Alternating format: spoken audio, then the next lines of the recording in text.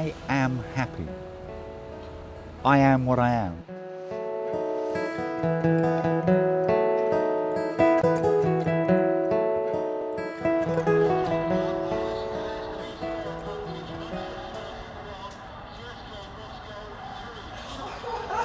It's hard to stay happy when you don't even have a bed to sleep in.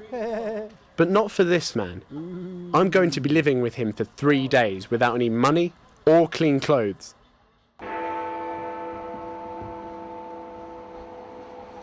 Last year, nearly 3,500 people slept on the streets of London, half of all England's rough sleepers.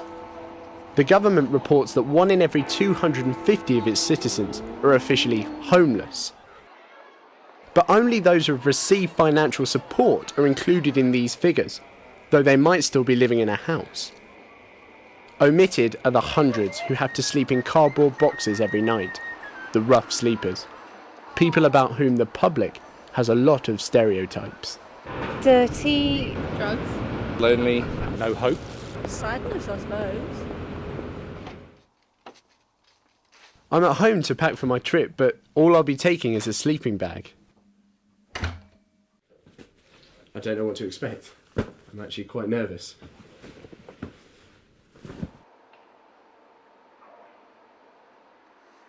I'm going to meet Jay Scottsmith on London's Waterloo Bridge. I've been told he's been on and off the streets for 40 years, but has a different take on sleeping rough.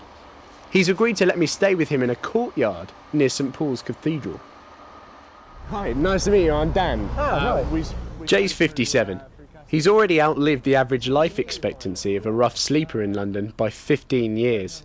Being white and male, he fits into the same bracket as most of those on the capital streets. He ran away from home when he was 17 because of a family argument. Well, I'm just about coming to the end of my shift here. I work here till sort of 10 o'clock. And then I go for something to eat and a cup of tea. We start our day together at a cafe in Covent Garden. Jay's well known here because every day he buys himself a Cornish pasty and an omelette. I have no teeth, which a lot of people don't realise for a long time. And I like to eat what I want to eat, when I want to eat, because I have the money to buy mine.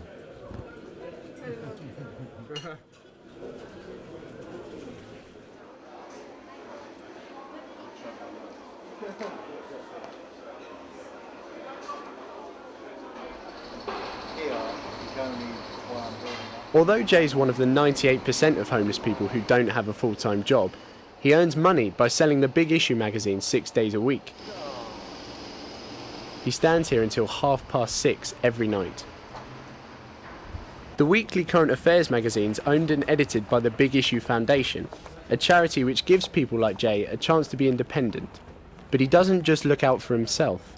Again, I try and buy teas, coffees, help people out on the street wherever I can. So. Jay buys the magazines each week for 75p, sells them for double this and keeps the profit. He makes around £100 a week. He hates beggars and says the same thing whenever people try to give him money out of pity. You've earned it, you spend it yourself, you know what I mean? I always feel, being someone who likes to give, it's very hard to keep taking all the time.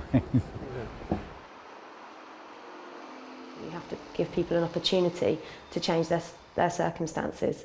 So we rely on homeless people kind of taking responsibility for themselves. It's all about empowerment, really. A lot of people, when they see a big issue seller, have a tendency to sort of walk on the far side of the pavement, try and ignore it. Lots of vendors, when asked what's been the most kind of positive aspect of selling the Big Issue, will say the fact that people talk to them and look them in the eye and engage with them as human beings, having spent years perhaps feeling as though they were subhuman.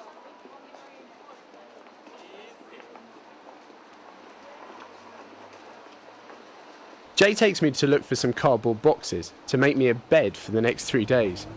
He says the best place to find them is outside expensive shops. Well, these Ted Bakers are a bit on the thin side. but they're the right size and right. Do you think you can carry that? Yeah, of course. Yeah. Yep. We're going to take this back to the skipper, where we're going to use this to lay on the floor and make up some boxes so that he's surrounded to make sure he keeps warm. Nice. Okay.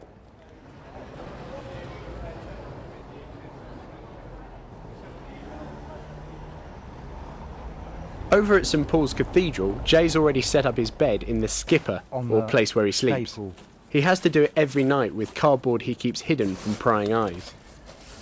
He helps me to make mine, but it's a lot harder than it looks. No, whoa, then one of those. Though Jay prefers to sleep in this courtyard every night, most homeless people choose to sleep in hostels. That'll do. But drug and alcohol And then abuse in these places is rife. That. Jay doesn't do either, so sleeping outside is perfect for him. Home sweet home? I sleep well. I just like it. I like fresh air. It's just one of those things. Jay appears pretty content, but I'm curious about his family. When I ask, he seems evasive. Why did you leave home in the first place? And how old were you when you... Well, I ran away from home. Good grief. When I was about...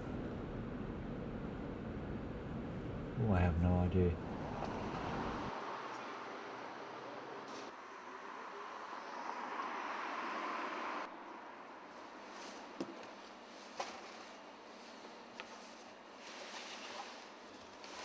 All the books and Jay did.